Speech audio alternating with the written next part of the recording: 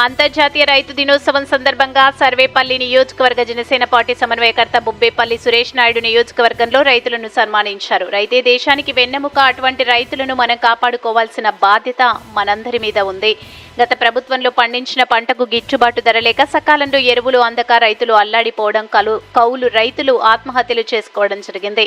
పండించిన ధాన్యాన్ని ప్రభుత్వం కొనుగోలు చేసి సకాలంలో వాళ్ళకి డబ్బులు కూడా తిరిగి ఇవ్వనటువంటి పరిస్థితి. నాడు నేడు కూటమి ప్రభుత్వం రైతులకి అండగా పండించిన పంటని ప్రభుత్వమే కొనుగోలు చేసి 48 గంటలు వాళ్ళకి డబ్బులు చెల్లించే విధంగా ప్రణాళికను రూపొందించడం జరిగింది.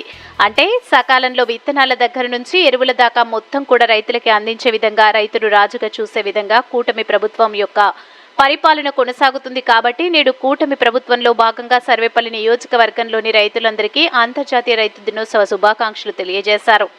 ఈ కార్యక్రమంలో మహిళా అధ్యక్షురాలు గుమ్మినేని వాణి భవానీ నాయుడు, పినిశెట్టి మల్లికార్జున్, సందూరి శ్రీహరి, రామిరెడ్డి మణి, స్థానిక రైతులు పాల్గొన్నారు.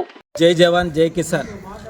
ఈరోజు అంతర్జాతీయ రైతు దినోత్సవం. భారతదేశం అంటే రైతులు పుట్టిన దేశం.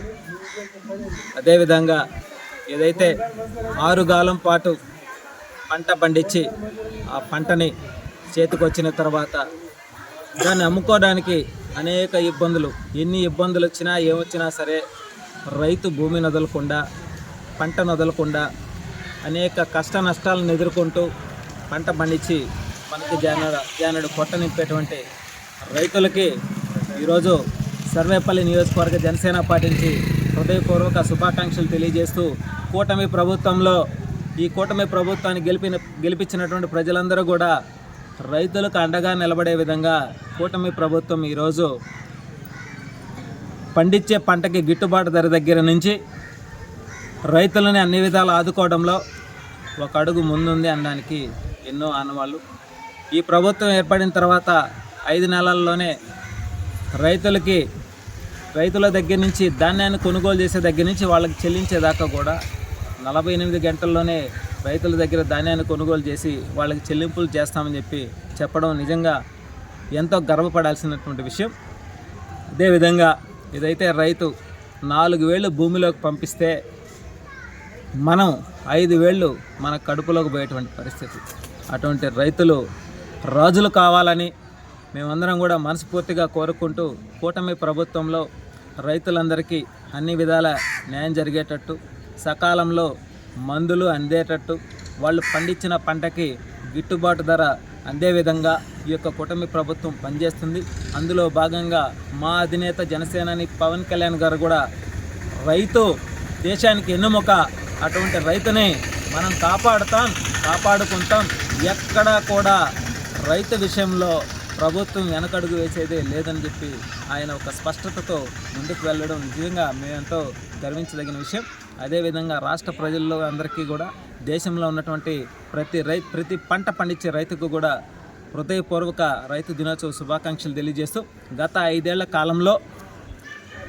ఏళ్ల కాలంలో వైసీపీ పాలనలో రైతులు పండించిన పంటకి గిట్టుబాటు ధర లేక, పండించిన పంటని ప్రభుత్వానికి ఇచ్చిన తర్వాత సకాలంలో వాళ్ళకి డబ్బులు అందక ఎంతో ఇబ్బందులు పడి అప్పులై, కౌలు రైతులైతే కనీసం 3,000 మంది పైదాకా ఆత్మహత్యలు చేసుకున్నటువంటి పరిస్థితి.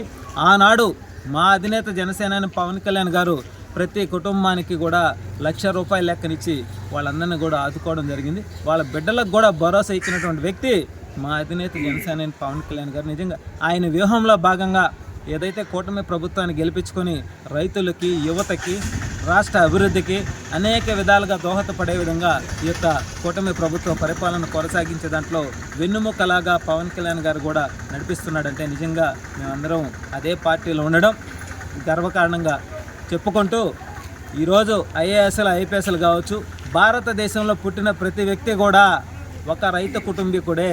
కాబట్టి గత ప్రభుత్వంలో ఉన్నటువంటి నాయకులందరికీ కూడా మేము ఒక్కటే తెలియజేస్తా ఉన్నాం, ఇంకా నా సిగ్గు తెలుసుకోండి. మీరు చేసిన అవినీతి అక్రమాలన్నిటికీ కూడా చెక్ పెట్టే రాష్ట్ర ప్రజలందరూ కూడా కూటమి ప్రభుత్వాన్ని గెలిపించారు. కాబట్టి రైతులకి ఎప్పుడూ కూడా కూటమి ప్రభుత్వం అండగా ఉంటుందని మనస్ఫూర్తిగా తెలియజేస్తూ, రైతులందరికీ మరొక్కసారి హృదయపూర్వక రైతు దినోత్సవ శుభాకాంక్షలు తెలియజేస్తూ మా వంతు మేము మా నియోజకవర్గంలో కూడా 10 మంది రైతులని గౌరవించుకోవడం జరిగింది. ఇదే విధంగా దేశవ్యాప్తంగా కూడా ఈరోజు ఈ యొక్క పండుగ వాతావరణం నెలకొల్పే విధంగా రైతులందరికీ కూడా మరొక్కసారి హృదయపూర్వక శుభాకాంక్షలు తెలియజేస్తూ సెలవు తీసుకున్నాం. జై జనసేన, జై భీమ్, జై కిసాన్, జై జవాన్.